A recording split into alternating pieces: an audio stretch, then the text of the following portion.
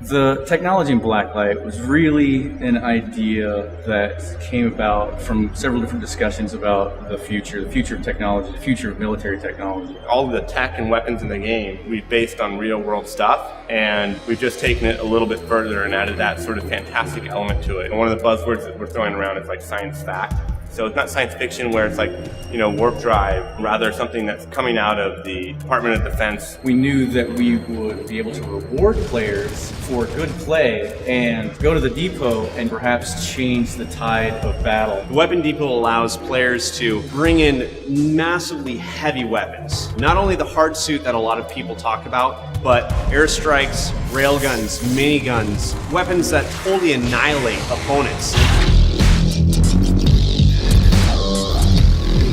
HRV stands for Hyper Reality Visor, and it's basically a mask that fits over your helmet. And unlike infrared vision or heat vision, it reaches out to all of these technological devices that are now around the world, like even your toaster, your microwave. Once it's activated, it only works for a limited amount of time, but through that you can basically get sort of like an X-ray vision of what's happening around you. We give the player a way to eliminate any camping, check and find where enemies are, check and find where weapon depots and pickups were. Most games have flashbangs or smoke grenades. We took that idea and we added our twist to it. So you're now throwing an EMP that actually blue screens the enemy player. We really want to take some of the systems that you know and love and you're used to, and we want to reimagine in the Blacklight universe. We wanted to have mechs. We really wanted to have mechs in the game.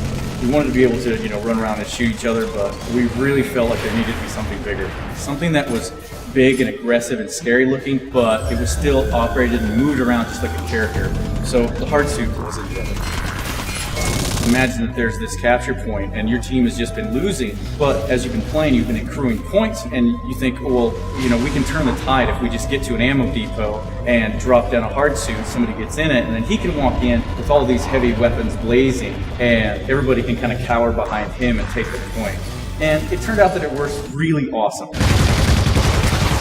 Gameplay system checks and balances are huge to us.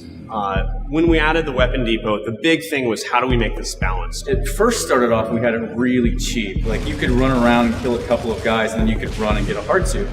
And it turned out that we had a lot of Hardsuits, running around the level, and it was kind of chaos. So we upped the price of it again, and we found that it was, still really hard to kill.